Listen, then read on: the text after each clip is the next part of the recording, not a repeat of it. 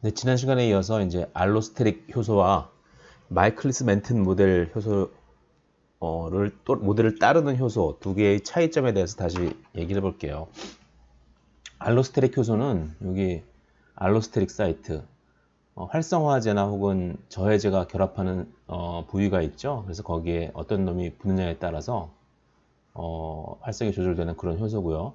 알로스테릭 효소의 일반적인 특징은 기질 농도가 증가함에 따라서 처음에는 밋밋하게 잘 반응을 안 보이다가 기질 농도가 어느 특정 농도에 도달하면 갑자기 반응 속도가 확 증가하는 그러한 특징이 있죠. 그래서 이러한 S자를 약간 늘려놓은 듯한 그러한 커브를 보이는데, 이러한 커브를 우리가 시그모이달 커브라고 하죠. 시그모이달.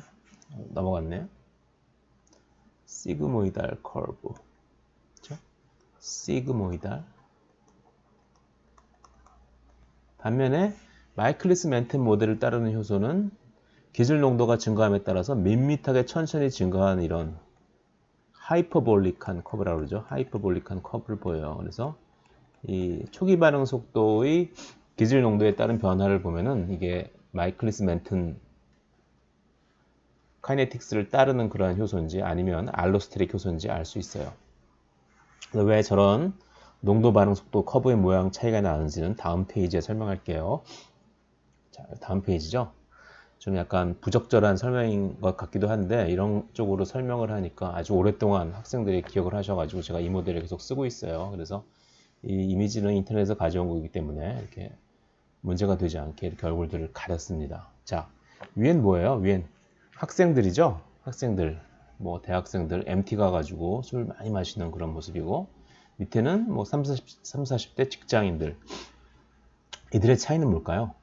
자, MT 가서 대학생들이 마시는 술 마시는 속도를 갖다가 우리가 술의 그 기질 농도, 술병이 얼마나 많은가에 따라서 이렇게 플러스를 한다고 하면은 대충 이런 모습이 나온다고 할 수 있어요. 사실 대학생들, 1학년들 술 맛 잘 모르잖아요. 소주 쓰기만 하고. 하지만 잔뜩 선배들이 갔다가 이렇게 많이 앵기고 먹으라 그러면 처음엔 쭈뼛거리다가 어느 순간 주변 친구들이 다 먹기 시작하면 그때는 갑자기 확 모두들 다 마시면서 굉장히 빨리 마시는 속도가 상승하게 되죠. 그쵸? 처음엔 잘 술 맛을 모르니까 잘 안 마셔요. 반면에 우리 오랫동안 술들을 드신 우리 30, 40대 직장인들은 마치 마이클리스 멘튼 엔자임과 같죠. 어차피 천천히 재미있게 즐기면서 다들 술 맛을 아니까 이런 식의 커브를 보이게 되죠. 그러다가 어느 순간 다들 꽐라 되시면 더 이상 안 드셔가지고 이제 Vmax 값에 도달하는 그렇게 되죠. 자, 그래서 이것으로 봤을 때, 자, 알로스테릭 엔자임은 마치 대학 신입생들의 MT 가서 첫 술은 물론 아니겠지만 마시는 패턴, 이러한 패턴을 보인다고 할 수 있고, 3, 40대 혹은 50대 혹은 6, 7, 80대 직장인들, 나이 많이 드신 분, 술 맛을 좀 아시는 분들은 다들 아시니까 또 빈속에 공복에 술 마시는 게 맛있다는 걸 알죠. 그래서 처음부터 이렇게 좀 마시기 시작하는 거죠. 그렇죠? 이때는 마이클리스 멘튼 카이네틱스를 따르는 그러한 형태를 보인다는 거죠. 자, 그래서 알로스테릭 효소가 이렇게 시그모이달 형태의 농도 반응 속도를 보이는 이유는 알로스테릭 효소가 대부분 다량체로 이루어져, 다량체 하나가 아닌 여러 개의 소단위체로 이렇게 이루어져 있어요. 그리고 서로의 활성을 자극하는 협동성, 코어퍼레이티비티가 있다는 거죠.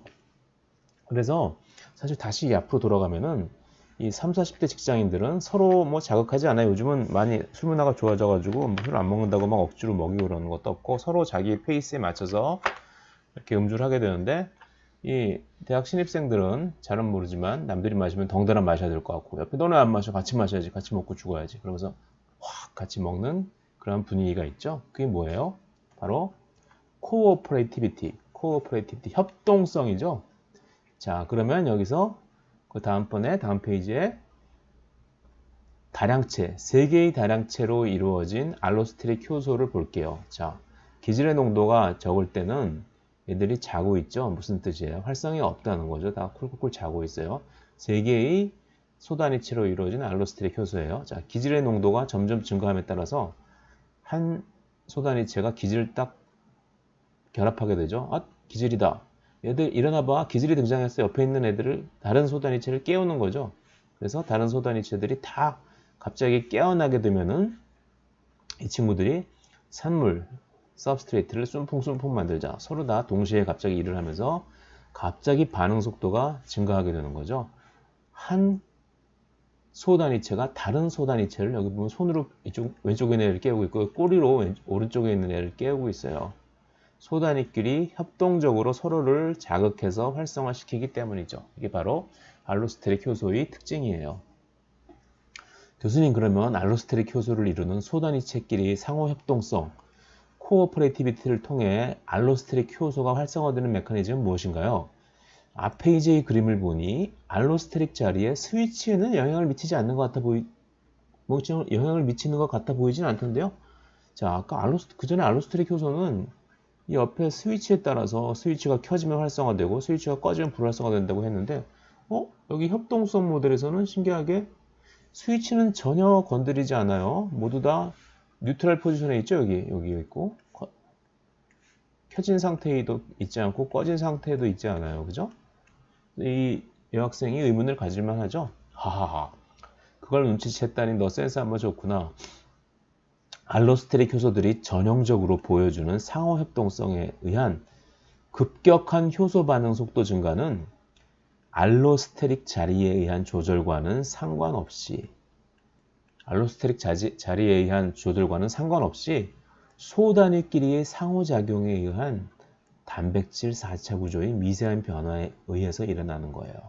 그러니까 알로스테릭 효소가 알로스테릭 효소라는 이름을 갖게 된 이유는 알로스테릭 자리에 뭐 활성화제가 붙다던가 아니면 저해제가 붙다던가 해서 활성을 조절한다고 해서 이름이 알로스테릭 효소인데, 알로스테릭 효소의 또 하나의 아주 중요한 특징 중에 하나인 상호협동성은 그 알로스테릭 자리에 누가 붙느냐와는 상관없다는 거죠. 알로스테릭 효소들이 전형적으로 보여주는 상호협동성, 코어퍼레이티비티는 알로스테릭 자리에 의한 조절과는 상관없이 소단위끼리 상호작용에 의한 단백질 4차 구조의 미세한 변화에 의하여 일어난다. 예를 들어 헤모글로빈 같은 경우 소단위체 4개가 서로 결합해 있는데 한 소단위체가 산소를 결합하면은 다른 소단위체의 구조를 약간 변화시켜서 다른 소단위체도 산소를 잘 결합할 수 있도록 해주죠. 그거와 거의 같은 메커니즘이라는 거죠. 자, 나와 있죠.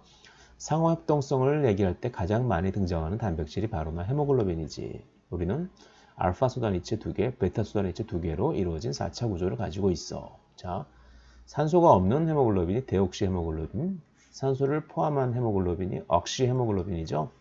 소단위체 하나가 산소를 결합하면 4차 구조란 건 소단위체끼리의 결합을 얘기하는 거죠. 약간 뒤틀리면서 변해서 옆의 소단위체에도 산소에 대한 친화도가 옆의 소단위체의 산소에 대한 친화도가 갑자기 확 늘어나는 거죠. 갑자기 확 늘어나죠. 이게 바로 상호협동성, 파지티브 코오퍼레티비티라는 거죠. 헤모글로빈 산소 포화도가 산소 분압에 따라서 갑자기 확 늘어나는 거. 기질의 농도 그리고 알로스테릭 효소의 반응 속도와 같이 생각할 수 있죠. 그죠? 그러니까 상호협동성, 코오퍼레티비티에 의한 효소 활성의 조절은 알로스테릭 자리에 액티베이터, 활성 물질이 결합하여 조절하는 것이 아니고 중요해요. 다량체를 이루는 소단위끼리의 상호작용, 인터랙션에 의해서 일어난다는 것이다. 자, 여기 또 중요한 얘기를 하죠. 그렇지. 활성 물질이 존재하게 되면 처음에 설명했던 것처럼 기질 농도, 반응 속도 그래프가 활성 물질이 있으면 하이퍼볼릭한, 마치 마이클리스 멘튼 카이네틱스를 따르는 효소와 같은 형태로 바뀌게 된다는 거죠. 그러니까 액티베이터, 활성 물질이 존재하면 어떻게 되냐면 말이지. 활성 물질이 존재하면 얘가 붙어서 모든 알로스테릭 효소의 소단위체를 다 온 상태, 스위치를 다 키니까 다 켜져? 그러면 동시에 활성화돼서 모든 친구들이 다 아까 얘기했던 그 술 맛을 잘 모르는 대학 신입생에서 3, 40대 저녁에 술 마실 때만 기다리는 언제 सब스트레이트가 오나 항상 활성화되어 있는 그러한 형태로 바뀐다는 거죠. 그래서 알로스테릭 자리에 활성물질이 결합하면 모든 소단위체가 활성화되어서 알로스테릭 엔자임의 이러한 시그모이달 커브에서 이러한 마이클리스 멘튼 엔자임의 하이퍼볼릭한 커브로 바뀌게 된다. 즉 알로스테릭 엔자임의 특징적인 커브를 보이지 않고 이제는 마이클리스 멘튼 에퀴에이션을 따르게 된다. 마이클리스 멘튼 엔자임이 되었다는 거죠. 모두가 다 활성화되면. 즉 이때는 포지티브 코오퍼레이티비티가 없는 거예요. 얘네들이 다 활성화되어 있으니까 언제나 항상 활성화되어 있는 거죠.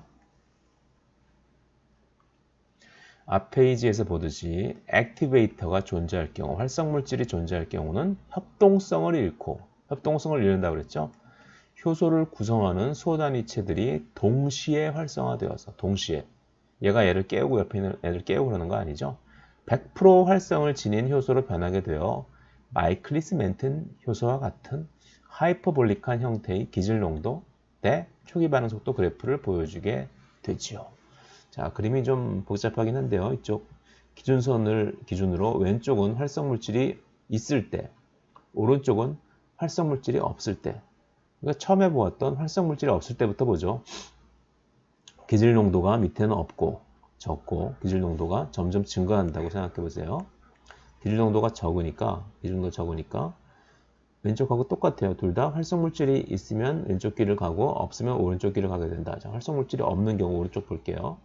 기질 농도가 점점 증가함에 따라서 한 친구가 깨어나죠. 기질을 결합하고 옆에 애들을 다 깨우죠. 깨우면 깨우는 거에 의해서 서로 간의 상호작용에 의해서 협동성에 의해서 동시간에 협동성에 의해서 시차를 두고 약간 깨어나게 되니까 이런 식의 그래프를 보이게 되겠죠. 그렇죠? 서로 간의 협동성, 코오퍼레이티비티가 있는 거죠. 반면에 왼쪽 볼게요. 활성물질이 있는 경우 이때는 효소 활동이 이렇게 연속적으로 변하는 게 아니라 하이와 로우 두 단계로 딱 1단, 2단, 0단, 1단식으로 조절이 된다는 거죠. 활성물질이 없을 때는 로우 액티비티가 거의 없다가 활성물질이 결합하게 되면 동시에 결합하게 되면 모든 소단위체가 갑자기 다 활성화되어서 마이클리스 멘튼 식을 따르게 된다. 그렇죠? 활성물질이 없을 때는 전형적인 알로스테릭 엔자임의 이러한 카이네틱스 커브를 보이고 활성물질이 존재할 때는 기존에 배웠던 마이클리스 멘튼 에쿠에이션을 따르는 마이클리스 멘튼 엔자임의 카이네틱스를 보인다. 활성물질이 있고 없고에 따라서 각각 다르다. 이거 꼭 중요하니까 잘 이해해 두세요. 교수님, 알로스테릭 효소가 코오퍼레이티비티 등등 저렇게 복잡한 메커니즘으로 활성을 조절하는 이유가 무엇일까요? 자, 물음을 가지게 되었어요. 그래, 무조건 알로스테릭 효소는 이러한 특성이 있다라고 외우는 것보다는 왜 그런지 생각해보는 자세가 중요해요. 당연히 중요하죠. 우리 알로스테릭 효소는 기존의 고전적인 마이클리스 멘튼 효소보다 좀 더 복잡하게 주어진 상황에 효과적으로 작용할 수 있도록 진보한 혹은 진화한 효소라고 생각해 보는 게 어떨까요? 그렇죠? 처음부터 무조건 활성화되어 있는 것보다는 어느 정도 기질 농도가 충분히 증가했을 때 마치 물이 들어왔을 때 노우저라 그래서 처음에 기질이 별로 없을 때는 활성화가 안 보이다가 기질 농도가 증가하면 그때 팍 증가해서 필요할 때 반응을 확 시키고 이러는 게 좀 더 실제 상황에 유용할 수 있겠죠. 그래서 좀 더 여러 가지로 세포 주변에 주어진 상황에 효과적으로 잘 적응할 수 있도록 진일보한 좀 더 진화한 효소라고 보는 것이 좋아요. 뭐가? 알로스테릭 효소가. 그래서 활성화 물질이 있을 때는 완전히 다 초기부터 활성화되어서 기존의 마이클리스 멘튼 에큐에이션을 따르는 효소와 같은 카이네틱스를 보이고 활성화 물질이 없을 때는 이러한 기질의 농도에 의존적으로 갑자기 확 코오퍼레이티를 보이는 이러한 카이네틱스를 보이는 상황에 따라서 유연하게 반응할 수 있는 그런 효소라는 점에서 마이클스 멘튼 효소보다 좀 더 진일보한 효소라고 보는 것이 맞겠죠. 그렇죠. 세포 입장에서도 이런 효소들은 모두 다 세포 안에 있는 거니까 세포 안에 있는 수많은 효소들이 동시에 활성화되면은 에너지 낭비, 기질 낭비, 평소에는 활성이 적다가 필요한 경우에만 활성을 증가시킬 수 있는 효소의 개발이 필요한 거겠죠. 자, 그러니까 알로스테릭 효소의 활성화가 급격히 필요할 때는 활성 물질이 결합하여 활성화시키고, 그렇죠? 이런 커브를 보이고, 기질의 농도 증가에 의하여 활성이 조절될 때는 이렇게 각 소단위체의 상호작용에 의해서 4차 구조를 바꾸어서 상호협동성에 의해서 활성을 조절한다. 자, 그러면 여기서 이 친구가 또 재밌는 질문을 가졌어요. 아직도 헷갈려. 그러면 모든 알로스테릭 효소들은 다 다량체로 존재하나? 알로스테릭 효소의 정의는, 그쵸? 알로스테릭 사이트가 있어서 여기에 액티베이터가 붙든지 혹은 저해저 이니비터가 붙든지 해서 활성을 조절하는 거라고 배웠는데 알로스테릭 효소의 또 다른 특징은 여러 소단위체에 의한 협동성이라고 했다. 그러면 모든 알로스테릭 효소는 다 다량체로 존재하나? 그쵸? 이러한 질문을 가질 수 있죠. 알로스테릭 효소의 사전적 의미는 액티브 사이트, 활성화 자리 이외의 다른 알로스테릭 자리를 가진다는 효소라는데 꼭 다량체로 존재할 필요는 없는 거죠. 그죠? 내가 헷갈려 하는 거 충분히 이해해. 대부분의 알로스테릭 효소는 다량체로 존재하는 것이 사실이야. 그리고 단량체, 모노모로 존재하다가도 알로스테릭 자리에 활성 물질이 결합하면 뭉쳐서 다량체를 이루는 경우도 있다. 여러 가지 경우가 있는 거죠. 아무튼 중요한 것은 다량체를 이루게 되면 소단위끼리의 상호협동성이 가능해져서 효과적으로 전체 효소의 활성을 조절할 수 있기 때문에 많은 진화된 효소들은 다량체로 존재한다는 것이죠.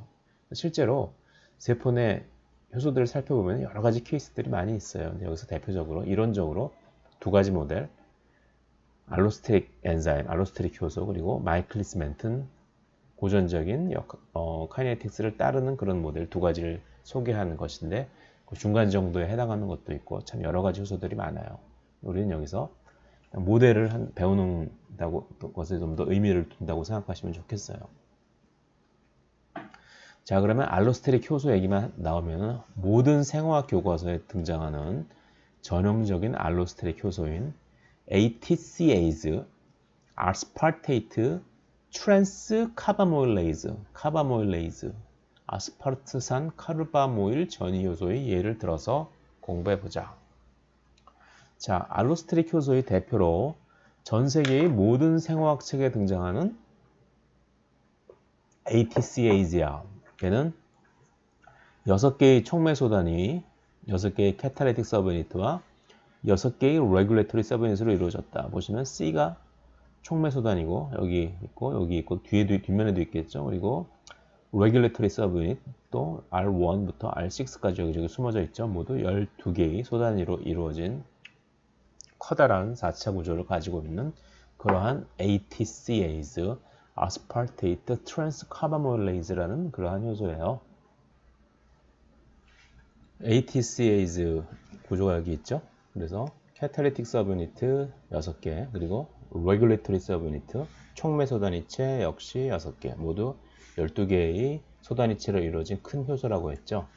얘네들은 헥산을 합성하기 위한 단위체, CTP를 만든다고 했는데 CTP, TTP, ATP, GTP 이런 것들이 헥산을 만들기 위해서 필요하죠. 그 중에서도 CTP, 사이티딘 트라이포스페이트를 합성하기 위한 첫 단계를 촉매한다. 우리 피리미딘 링을 만들기 위한 첫 단계를 촉매하는 거예요. 그래서 카바모일 포스페이트라는 물질과 아스파르테이트, 아미노산이죠. 이거 두 개를 합쳐서 카바모일 아스파르테이트라는 그러한 물질을 만드는 헥산 합성을 위한 CTP를 만들기 위한 제일 첫 번째 단계를 촉매하는 그러한 효소예요. 그래서 그 이후에 우리가 굳이 알 필요 없는 굉장히 복잡한 여러 단계의 반응을 거쳐서 최종적으로 CTP가 만들어지게 되죠. 자, 반응의 최종 산물인 CTP의 농도가 충분히 높아져 가지고 더 이상 CTP를 만들 필요가 없으면은 어떤 단계의 효소를 억제하는 것이 가장 효과적일까? 가장 첫 단계의 효소를 억제하는 것이 가장 효과적이죠. 자, 이것을 피드백 이니비션이라고 하는데 뭐가? 여러 단계의 효소 반응을 거쳐서 생기는 산물 중에 최종 산물이 너무 많아지면은, 이게 너무 많아져서 충분히 많이 쌓이면은 이 단계의 첫 번째 단계를 촉매하는 효소를 억제해서 얘의 활성을 억제하는 게 가장 효과적인 방법이죠. 왜? 그래야지 쓸데없는 이런 중간 산물들도 다 안 만들 수 있으니까.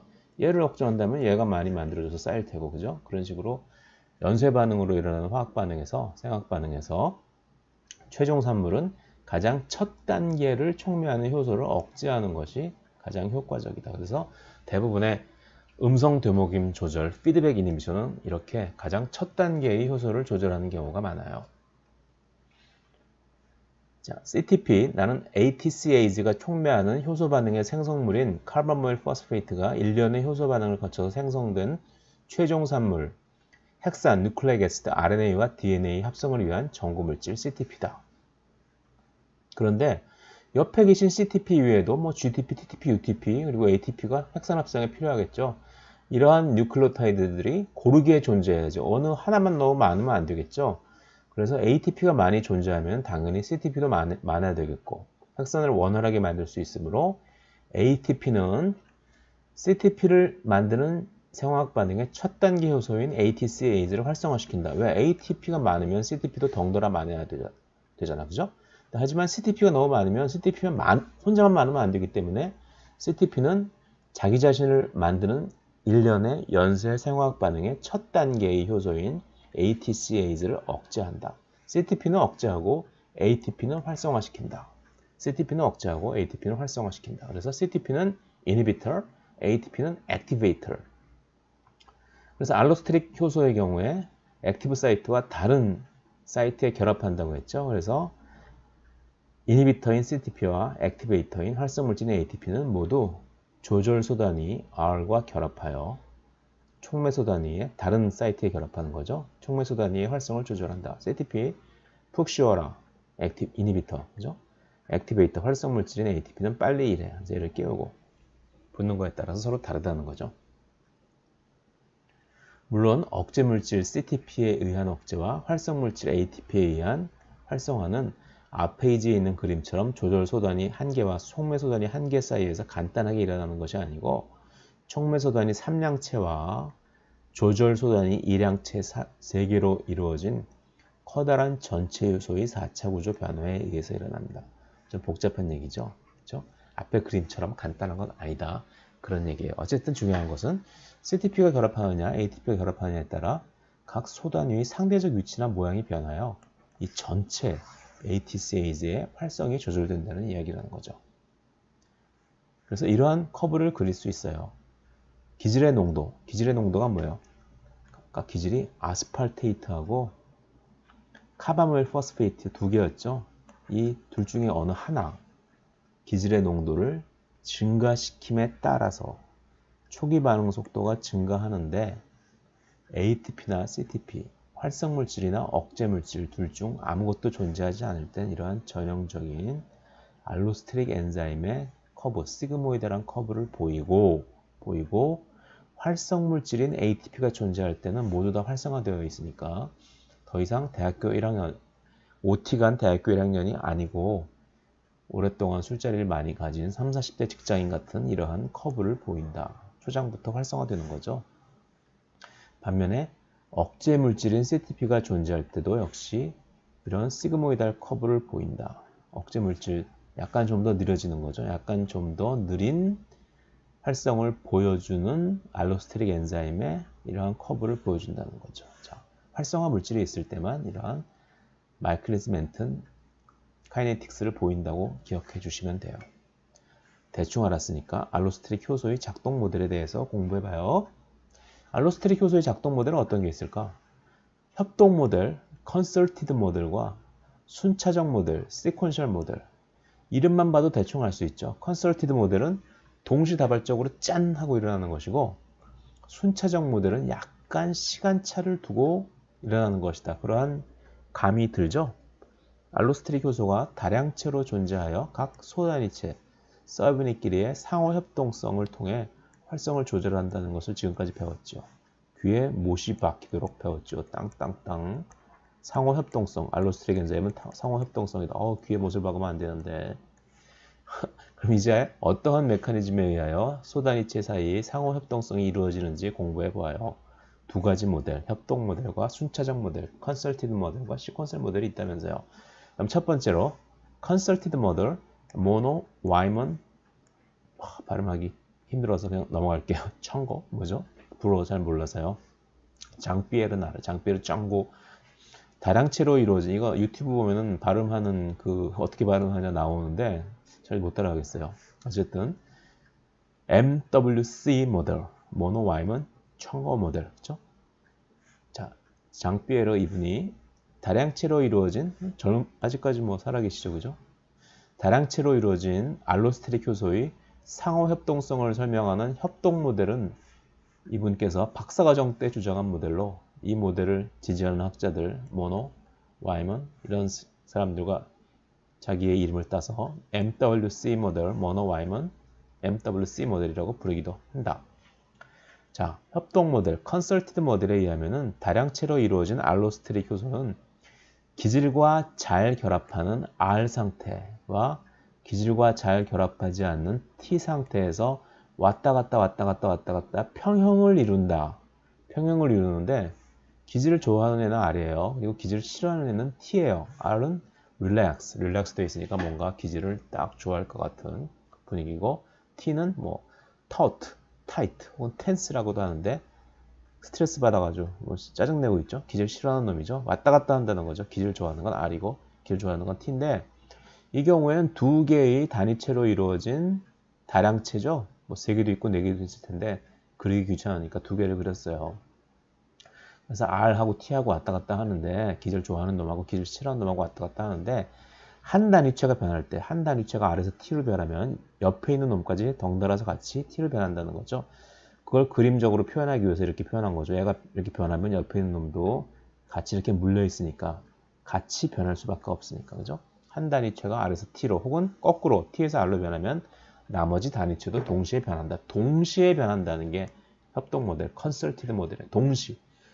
영어 표현으로 concerted fashion 혹은 concerted manner이라는 건 뭐야? 뭔가 여러 가지 일들이 동시에 일어난다는 거죠.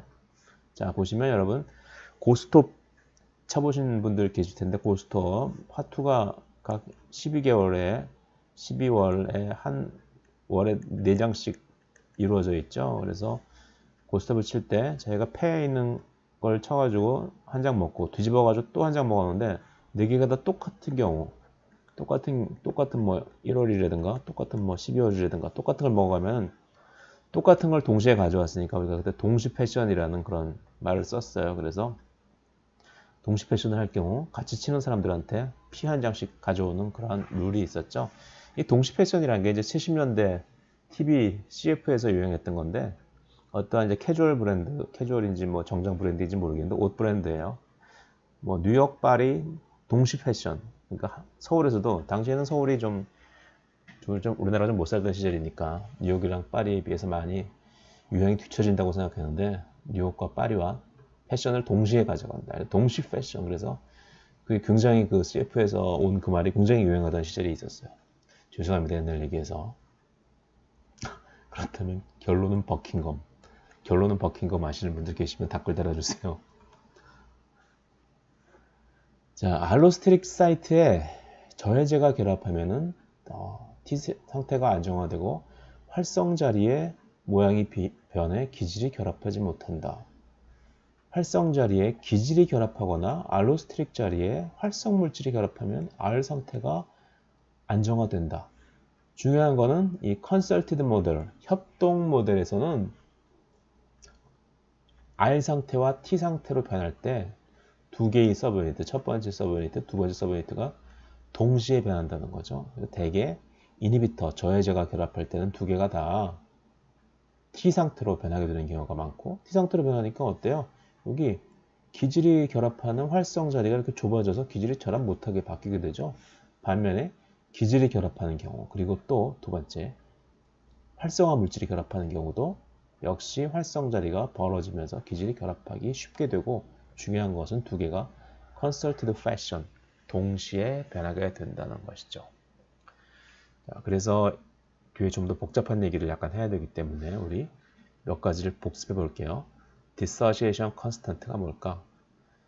칼툰 칼리지 첫 번째 시리즈죠. 분자세포 생물학에서 리간드 L과 결합하는 세포 표면의 리셉터 R. 이걸 굳이 뭐 세포 표면의 리셉터하고 라이간드와의 결합만으로 생각할 게 아니라 기질하고 엔자임 간의 결합도 이것과 같이 생각해도 되죠. 어쨌든 리간드 L과 수용체 R이 결합할 때 해리상수 dissociation constant KD라는 것을 어떻게 정의했냐? L하고 R이 결합한 상태가 LR이에요. 왔다 갔다 하죠. 두 개가 서로 찢어진 상태예요. 이때 이쪽으로 가는 게 dissociation, 두 개가 찢어지는 거기 때문에 이럴 때의 반응의 상수, 찢어지는 반응의 상수면 왼쪽에 있는 물질의 농도를 분모해 놓고 오른쪽에 있는 물질의 농도를 각각 분자해 놔서 두 개를 곱하게 해야 되죠. 그렇기 때문에 해리상수, dissociation constant라고 불러요. 해리상수의 뭐 크고 작음을 보면 우리가 뭘 할 수 있냐?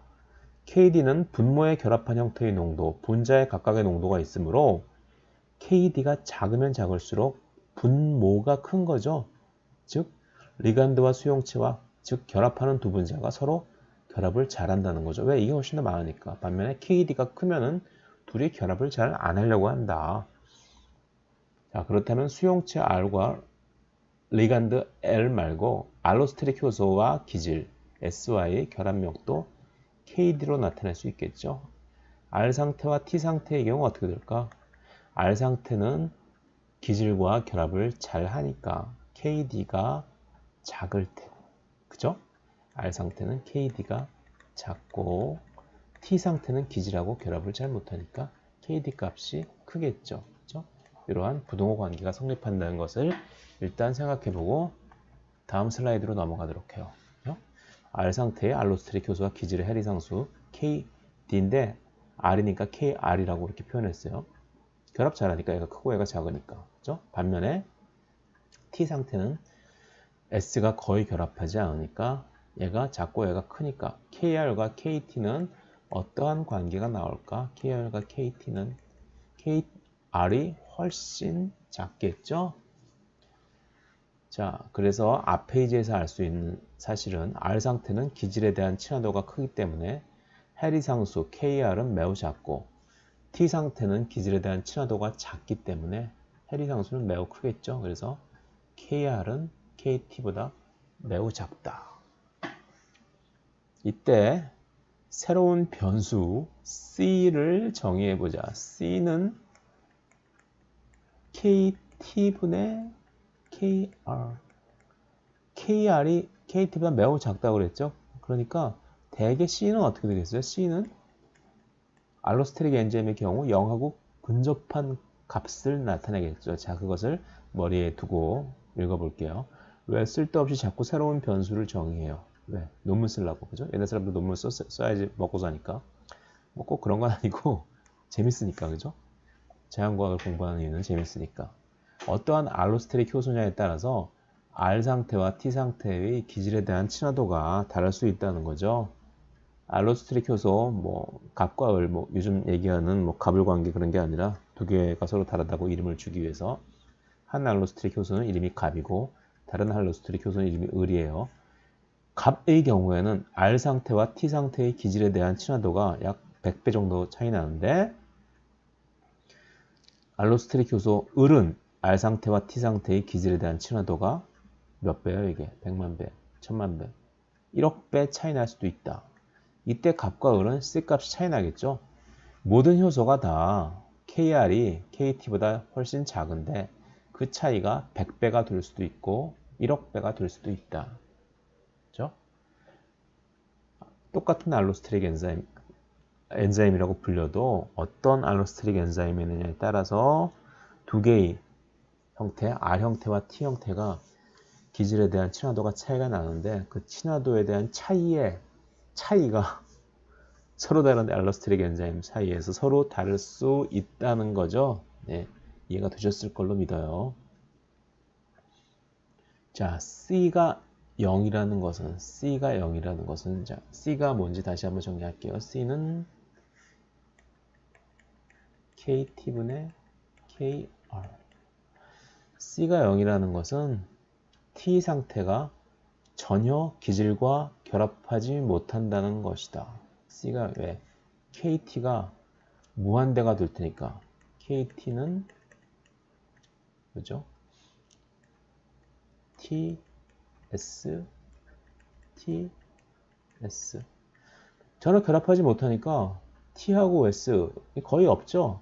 그러니까 분자만 남으니까 KT는 거의 무한대에 가깝다. 무한대에 가까우니까 C는 0이 되는 거죠. C가 0이라는 것은 T 상태가 전혀 절대 기질과 결합하지 못한다는 거죠. 반면에 C 값이 좀 큰, C가 0.1, 상당히 크죠. 이건 뭐예요? KT하고 KR의 비율이 0.1 정도, KT가 KR보다 10배 많다는 거죠. 이건 C 값이 어느 정도 크다고 얘기할 수 있어요. C 값이 큰 알로스테릭 효소의 경우 T 상태와 R 상태의 기질에 대한 친화도의 차이가 적어진다. 어느 정도 얘가 받아주는 거죠. 어느 정도 T가 얘처럼 완전히 싫어하지 않고 어느 정도 약간 받아준다는 거죠. 그래서 C 값이 0에 가까우면 가까울수록 알로스테릭 효소의 전형적인 커브인 이런 것을 이 형태를 보이고 C 값이 커지면 커질수록 점점 마이클리스 멘튼 효소의 커브를 보인다. T하고 R이 별로 차이가 안 난다는 거죠. C가 완전히 1이 되면은 뭐 T나 R이나 상관 거의 똑같은 거고, 그죠? 자, 그래서 오른쪽으로 가는 화살표가 왼쪽 화살표보다 크다는 것은 평형이 오른쪽으로 기울어져서 R 상태가 T 상태보다 훨씬 많이 존재한다는 의미야. 이 그림이 여기 왜 나왔냐면은 R하고 T 사이에서 알로스테릭 엔자임은 왔다 갔다 한다고 그랬죠. 그런데 평소에 R 스테이트가 더 많을까? T 스테이트가 더 많을까? 한번 생각해 보세요.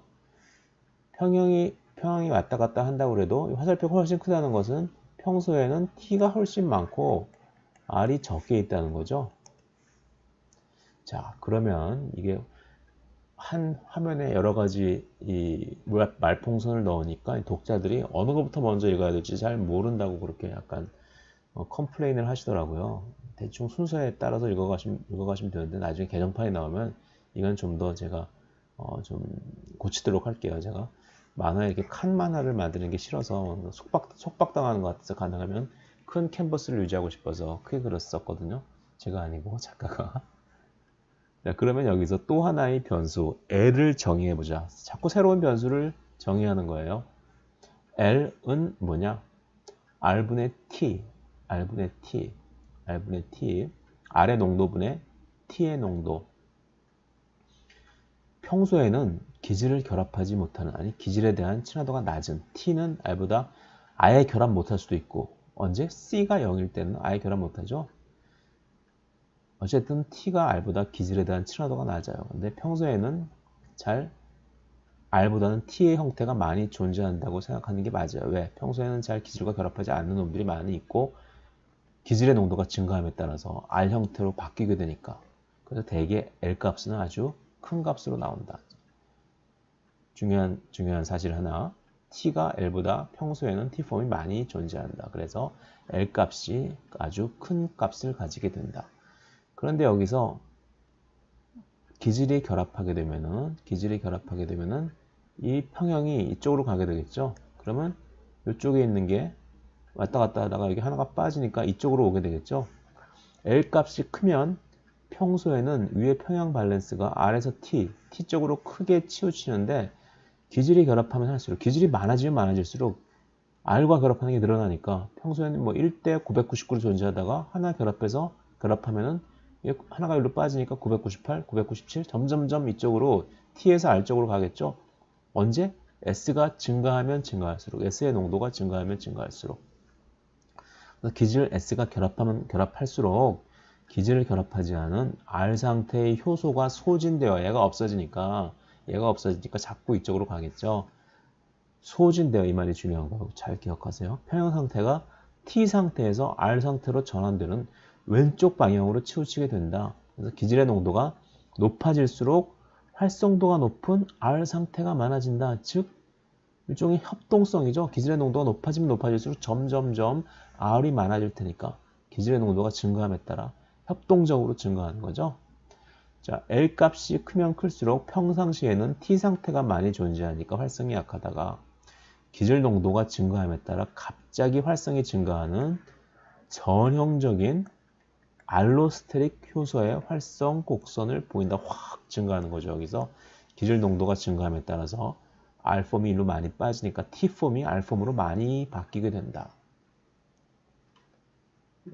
L 값에 따라서 어떠한 L 값의 변화에 따라서 어떠한 활성의 변화가 나오는지 그 다음 페이지에서 다시 볼게요. Journal of Molecular Biology라는 논문에 나온 아주 오래된 1965년도에 나온 그러한 논문이죠. L 값에 따라서 L 값이 크면 클수록 좀 더 시그모이달한 커브를 보이고 알로스테릭 엔자임에 가까운 커브를 보이고 L 값이 작아지면 작아질수록 점점 마이클리스 멘튼 에퀴에이션과 같은 그러한 커브, 마이클리스 멘튼 엔자임과 비슷한 커브를 보이죠. L이 1이라는 건 뭐예요? L이 1이라는 것은 T폼하고 R폼이 1대1로 존재한다는 거죠. T폼하고 R폼이 1대1로 존재한다는 것은 그만큼 기질과 결합하는 R이 충분히 많으니까 50%가 R이고 50%가 T니까 굳이 T가 반응에 참여를 안 해도 반응이 충분히 진행된다는 거죠. 그래서 마이클리스 멘튼 에큐에이션을 따르는 효소와 비슷한 커브를 보여주는 거예요. 자, 장피에르 박사님이 65년도에 발표한 논문에 나온 그림인데 L 값이 크면 클수록 그래프는 시그모이달한 L 값이 커지는 방향이죠. L 값이 커지는 방향이에요. 시그모이달한 형태에 가깝고 L 값이 작아질수록 하이퍼볼릭한 형태로 바뀌게 된다. 제가 얘기했던 게 여기 나오죠. L이 1이라는 것은 사실 R 상태와 T 상태의 비율이 1대1이라서 활성을 이미 가진 R 상태의 효소가 충분히 많아서 50%면 충분히 많은 거예요. 협동성을 발휘해서 T 상태의 효소를 R 상태로 전환시키지 않아도 충분히 기질과 반응할 만한 R 상태 효소가 있어서 알로스테릭 효소라기보다는 마이클리스 멘튼 효소처럼 행동한다는 얘기예요. 아주 중요한 얘기죠. 지금까지 배운 게 컨설티드 모델이에요. 컨설티드 모델의 핵심은 R폼하고 T폼이 동시에 바뀌게 된다. 하나의 엔자임에서 하나의 커다란 엔자임을 이루고 있는 서브 유닛 간에 R폼하고 T폼이 왔다 갔다 하는데 하나가 바뀌면 다른 놈까지 동시에 바뀌게 되는 게 컨설티드 패션 모델이고요. 반면에 두 번째 순차적 모델, 시퀀셜 모델은 어떻게 다르게 설명하고 있나 볼게요. 협동 모델을 설명하느라 공연 준비도 하고 너무 힘들었다. 다음 모델, 시퀀셜 모델을 설명하기 전에 밥 좀 먹고 하자. 밥 먹고 있어요. 냉면 먹고 있어요. 냉면 먹고 싶다. 자, 그 시퀀셜 모델을 제청하신 분은 다니엘 커슐랜드 박사님이에요. 이분 아버님이 예전에 리바이스 청바지 만드신 분이죠. 굉장히 최근에 일어났던 일들이에요. 이분도 그렇고. 시퀀셜 모델, KNF 모델, 아까 WMC 모델이었죠. 그걸 주창한 사람들 이름을 따서 이번엔 커슐랜드, 네메티, 필머 이런 분들이 주창해서 이름이 KNF 모델이에요. 여기 칠판에 그림을 보시면 알겠지만 한 번에 두 개가 변하지 않고 하나가 먼저 R로 변하고 다른 애가 뒤에 다른 서브유닛이 덩달아 이제 조금 약간 시간차를 두고 R폼으로 변하게 되죠. 시퀀셜 모델은 동시에 변한다는 게 아니라 시간차를 두고 약간의 시간차를 두고 변한다는 그런 모델이에요. 나는 순차적 모델에 의해서 활성화되는 알로스테릭 효소다. 액티브 사이트가 이렇게 네모나게 생겨서 동그란 모양의 기질이 결합하기 힘들다. 그래도 커슐랜드 선생님이 제창한 유도 적응 모델, 인듀스드 핏 모델, 커슐랜드 엔자임도 역시 인듀스드 핏 모델, 유도 적응 모델을 제창하셨던 분이죠. 이분은 뭐가 서브스트레이트하고 엔자임이 결합할 때 서로 상호작용에 의해서 엔자임의 모양이 약간 변한다는 그러한 생각을 많이 가지고 있어가지고 모든 걸 다 그런 쪽으로 설명하시려는 경향이 약간 있어요. 어쨌든 그것에 의해서 기질이 엔자임에 끼어 들어간다. 막 넓히면서 끼어 들어가죠. 야, 좀 벌려봐. 옆 단량체에서 무슨 일이 벌어지고 있는 듯? 자, 기질 결합 때문에 R 상태로 전향되었다. R 상태로 전향되니까 기질과 결합할 수 있으니까 좋으니까 너도 바꿔라. 그래서 옆에 얘를 갖다 막 주물럭주물럭 하죠. 이건 뭐예요? 옆에 다른 서브 유닛을 전향시키려고 모양을 바꿔주려고 하는 거죠. 오우 딱 맞는다. 조금 있으면 생성물로 변할 팔자지만 잠시라도 붙어서 즐기자. 너 뭐하니? 설마 나를 너처럼 R 상태로 전향시키려고? 그래서 처음 기질을 결합한 하나의 서브유닛, 하나의 단량체가 먼저 T에서 R 형태로 바뀌게 되고 그 이후에 약간의 시차를 두고 옆에 있는 단량체가 T에서 R 형태로 변하게 된다. 어때? R 상태로 전향하니까 좋지. 그래 나도 이제 효소의 본연의 업무인 기질과의 결합을 한번 해볼까? 두 개가 다 결합하는 거죠. 순차적 모델에 의하여 우리 단량체 두 개가 모두 기질 결합에 의해서 R 상태로 전환되었어요. 순차적. 얘가 먼저, 두 번째로 옆에 있는 애가. 이제는 활성 자리에 잘 맞아서 쉽게 들어가게 되죠. 역시 커슐랜드 선생님은 유도 적응 모델, 인듀스드 fit 모델부터 순차적 모델까지 기질 결합에 의한 효소 구조의 변화의 신봉자시군요. 그렇죠? 청바지, 리바이스 청바지를 입어야지 사인을 해주신다.